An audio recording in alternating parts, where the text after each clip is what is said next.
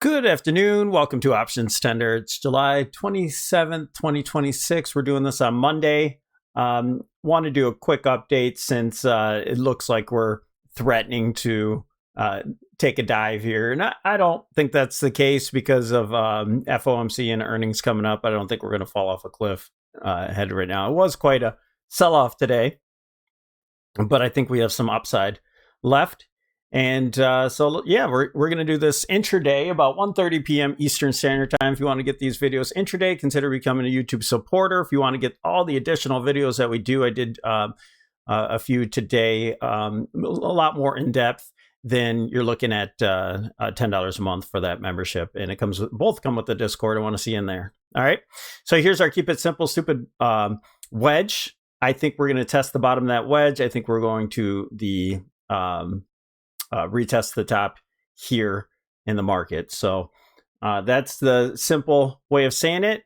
And what we're looking at right now is basically the bottom of a potential triangle. And so we're testing that bottom right now. And if things get a little bit aggressive to the upside, if we push for FOMC or so, you could see another test of the triangle, but it doesn't have to get all the way up there. As a matter of fact, I don't think it will get to that point, but we have to be ready for anything.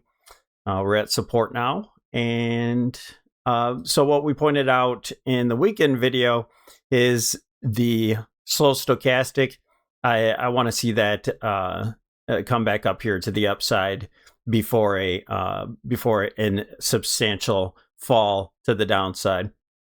And one thing I noticed early on was this correction that we had here. Let's zoom into this one. This correction that we had here, we're sort of mimicking that in the fact that we had all this sideways range. We had the negative divergence. Then you had this really, really tight price action. And we're kind of doing that again, rolling over. And eventually, I think we see a fall into an oversold situation and perhaps a cycle all the way down to the lower boundary of the MACD. All right. So VIX is really in a rising situation when it comes to cycles.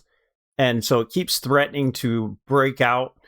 I just don't think that's going to happen until after FOMC, but you see that the 8 EMA, it's basically just a range. We're in this box from 17 to 19. You see the 8 EMA, the momentum's up, the trend is up, we're over the 50. This is threatening to break out, and I think that is going to be the case, but there's a chance, I say, maybe we come back to the 17, but there's a chance that we come all the way down to the 20 and close this gap up that we have here, okay, before breaking out. And that's what I'm looking for. The VIX cycle low, we won't have much to talk about for a peak in the market, and that should be in a downtrend, but a peak in the market till August 5th. So with that said, let's go to SPY and we can talk about that timing. So here's where we left off. Again, this is the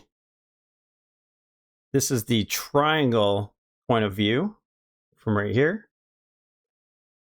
And you have these lows holding so far. And here's if you're looking at this as a triangle. Boom, boom. And so timing wise, you have 8-5. So we should get a market top here. In other words, let's assume that we get our bounce, and perhaps if this bounce ends up lasting a while, obviously we'd be looking for a top in the market by 8-5. I don't think that's going to be the case. I think we might fail. FOMC is going to skew some things, so I think we might fail before that. But if we get maybe our third wave, for example, we're going to look for a 1-2 setup, and wave 3, maybe we get a wave 4 bounce, and that's in that 8-5 area. That would give us a minor low, and then we'll be looking for another wave down. that should give us a peak there. So we'll keep an eye on it, but it's not really in placement for anything right now. Okay, so at this point, I do think we're going to hold, and we have a couple gaps that are possibly going to fill. So we have one here that didn't quite get closed. And I know that some people trade gaps a little bit differently on the daily time frame. This would have been closed. I do not. I found in my work that these gaps do end up closing on the 65 as well. And then we have this one here, which actually is a... Do we have an island gap there? So I think we closed the island gap. Yep, we closed the island gap today. So that's what rejected off of it. So the next stop, I think the easy trade will be the 747, if there's such thing as an easy trade. And then if QQQ and NDX, the tech market, maybe semis, if they bounce hard enough, we should see SPY get all the way up to this zone. And there's certain retracements that match up perfectly with those. So here's our retracements that we'll look for. Here's the 50% that closed the gap. That gave us a hard rejection. So our next one, we'll be looking for this gap, right? And if we happen to consolidate here for a second and go a little higher, this will be our next one at about 750 or so. And 750 has been a real big barrier for the market. So we'll expect that to fail as well if it does get up to that point. All right. And there's your moving averages. Here's your OptionsTender setup. Here's the RSI along with the slow stochastic and the MACD. In this near term at support on QQQ and NDX, we do have positive divergence. Okay, it made a lower low. So that's one of the big reasons why I think the tail that wags a dog, and this has to cycle forward. So we're all the way down on this cycle. We had this nice cycle up top. Boom, got our move. And we cycled down. Boom, got our move. I think this next cycle will bring us up to these ranges up here. Okay. That's the simplicity of it. Let's see if there's anything else lingering out there. No Bollinger Band. Money flow just heading higher. So you have accumulation right now. DMARC.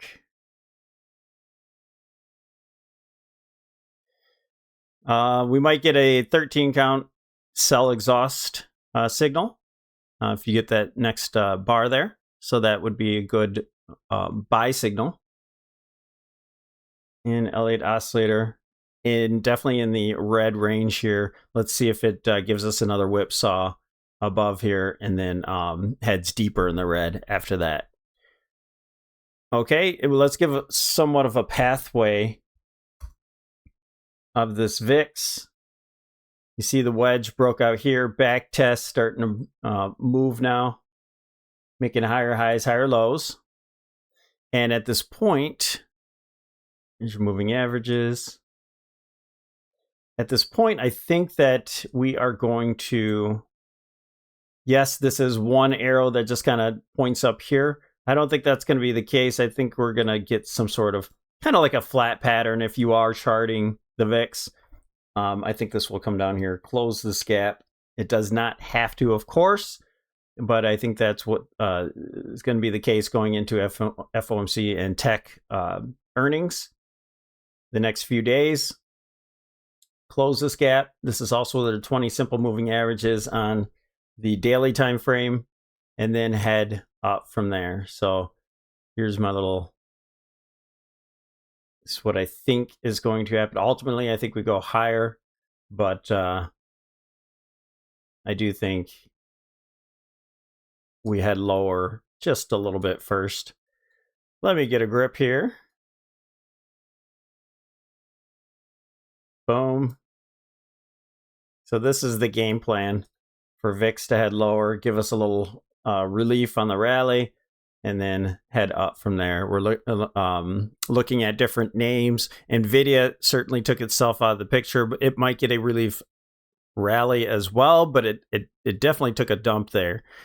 And I think the semis are going to perform much, much weaker than the rest of the markets. And that was sort of the first proof of that. I don't think there's going to be any breakouts anymore. I thought Broadcom might break out and fill gaps. I don't think that's the case.